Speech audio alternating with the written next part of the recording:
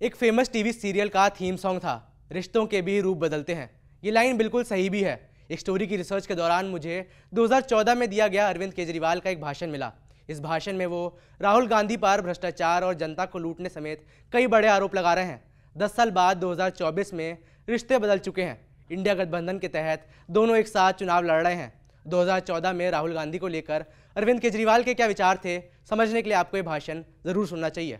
मैं ये बताना चाहता हूं, ये सारे के सारे नरेंद्र मोदी जी, मनमोहन सिंह जी, राहुल गांधी, सोनिया गांधी, ये सारे एक ही भ्रष्टाचार का हिस्सा है दोस्तों। एक ही भ्रष्टाचार का हिस्सा है, एक ही व्यवस्था का हिस्सा है। मोदी और मनमोहन सिंह, नरेंद्र मोदी और राहुल गांधी एक ही व्यवस्था का हिस्सा है दोस्तों। मुकेश अंबानी के हेलीकॉप्टर में नरेंद्र मोदी जी भी घूमते हैं, मुकेश अंबानी के हेलीकॉप्टर में राहुल गांधी भी घूमते हैं। दोनों के मुकेश अंबानी से बड़े अच्छे संबंध हैं। चाहे जो मर्जी जीत जाए, कानून आपके लिए नहीं बनते। वोट आपसे लेके जाते हैं, लेकिन कानून मुकेश अंबानी के लिए जैसे लोगों के लिए बनते हैं। इस व्यवस्था को बदलना, इस बार इस व्यवस्था को बदलने के लिए मैं आपसे महाक्रांति का आगाज करने के लिए आया हूं दोस्तों। इस देश के अंदर ये दो बड़े बड़े राक्षस हैं भ्रष्टाचार के, बीजेपी और कांग्रेस। इन दोनों के शहंशाह हैं। कांग्रेस के शहंशाह हैं राहुल गांधी, बीजेपी के शहंशाह हैं नरेंद्र मोदी। जैसे पुराने जमाने में हुआ करता था, दो राजा लड़ाई लड़ा करते थे, उनकी सेना हुआ करती थी। अगर राजा मर गया तो सेना खत्म। और इस बार राहुल गांधी को हराने के लिए अमेठी कुमार विश्वास गए हुए हैं। कुमार से मेरी बात होती है, 4 महीने से घूम रहे हैं अमेठी की गलियों में, अमेठी के मोहल्ले में। कुमार का मानना है कि 2 लाख वोटों से हारेंगे इस बार राहुल गांधी, 2 लाख वोटों से हारेंगे।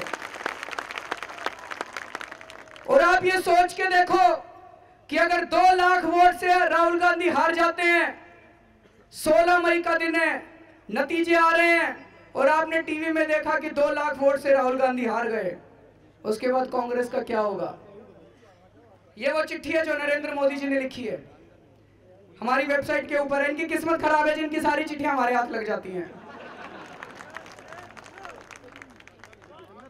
आप सोच के देखो, 16 मई को नतीजे आ रहे हैं और आपको पता चला राहुल गांधी जी चुनाव हार गए, कांग्रेस का क्या होगा? इतने टुकड़े हो जाएंगे कांग्रेस के, इतने टुकड़े हो जाएंगे कि गिने नहीं गिनेंगे। कांग्रेस खत्म हो जाएगी इस देश के अंदर। अब मैं वाराणसी के लोगों से कहने के लिए आया हूं, आप ये सोच के देखो कि अगर आपने नरेंद्र मोदी जी को जिता दिया तो आपको क्या मिलेगा, और अगर आपने नरेंद्र मोदी जी को हरा दिया तो आपको क्या मिलेगा।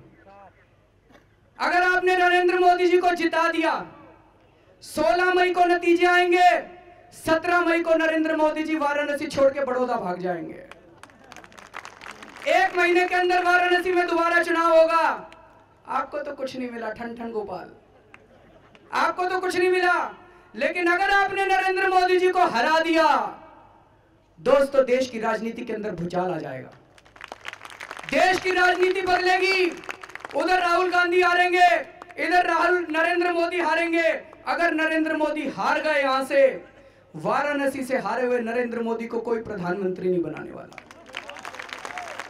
वाराणसी से हारे हुए नरेंद्र मोदी को कोई प्रधानमंत्री नहीं बनाएगा। बीजेपी खत्म हो जाएगी दोस्तों। ये दोनों राक्षस खत्म हो जाएंगे, बीजेपी और कांग्रेस दोनों राक्षस खत्म हो जाएंगे, और यहां से नई राजनीति का सृजन होगा, यहां से नई राजनीति की शुरुआत होगी। 1 साल तक ये सारे छोटे छोटे सत्रप, ये बीएसपी एसपी, ये सारे लड़ेंगे एक दूसरे से, और 1 साल के बाद दोबारा लोकसभा के चुनाव होंगे जिसके अंदर सच्चे और ईमानदार लोग अंदर राजनीति के अंदर जाएंगे। मैं इस महाक्रांति का आगाज करने के लिए आया हूं।